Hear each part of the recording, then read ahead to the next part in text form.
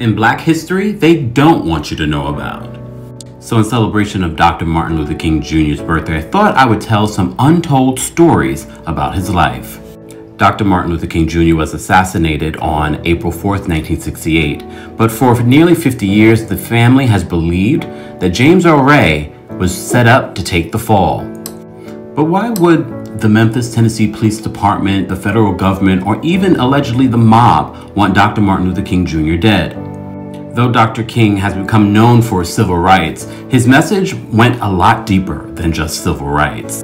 Although President-elect Joe Biden has said his motto is to save the soul of America, that actually was the motto of Dr. King's Christian Leadership Conference back in 1957. But for Dr. King, the meaning behind that message stemmed beyond just Black people, but the economic inequality for all people.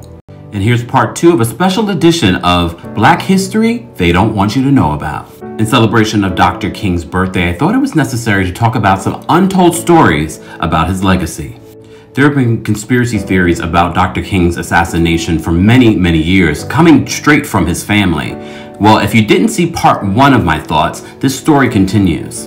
It was actually on April 4th of 1967, a year to the day before Dr. King was murdered, where he gave a powerful speech at the Riverside Church in New York.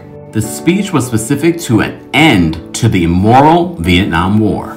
At this point in his career, a lot of his colleagues had disowned him, saying that he was no longer a civil rights leader. And this was Dr. King's response: "A time comes when silence is a betrayal." If we look at the last year of Dr. King's life and everything that recently happened at the Capitol, it should be no surprise that history seems to be repeating itself. Here's part 3 of Black History They Don't Want You to Know About.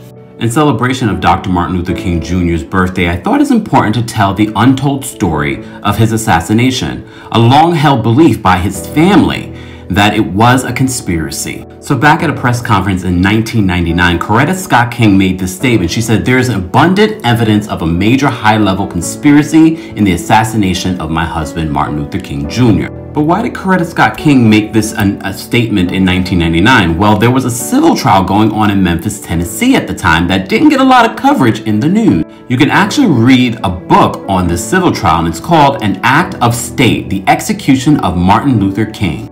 William Pepper is the one who wrote this book, and he was the lawyer who gathered evidence for over 2 decades and was hired by the King family to litigate the trial. So what exactly did William Pepper find? Follow for more. In Black History They Don't Want You to Know About.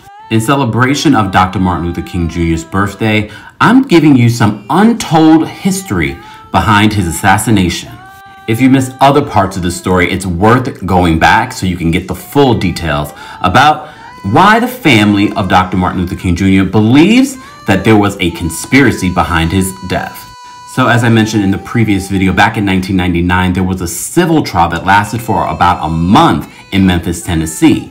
At the trial, the jurors heard from nearly 70 witnesses who were among or had direct personal knowledge of the large number of people involved in Dr. King's execution. After less than an hour of deliberation, the jury found and the judge agreed that James Earl Ray, the accused lone gunman, was an unwitting patsy, uninvolved in the murder. So who did the jury find to be involved in the conspiracy to kill Dr. King? Stay tuned for the next video.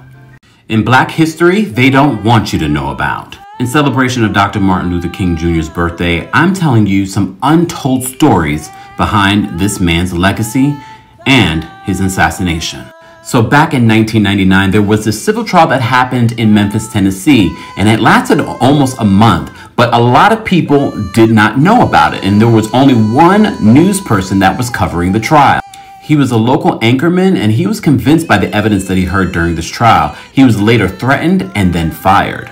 But who did the jury find to be involved in the conspiracy to kill Dr. King? Well, supported by a mountain of evidence, they concluded that Reverend King was executed by a conspiracy involving, among others, officials and members of Memphis Police Department, the state of Tennessee, the mob, the FBI, and the Justice Department, and the U.S. Army. An act of state, the execution of Martin Luther King, will be available in my bio.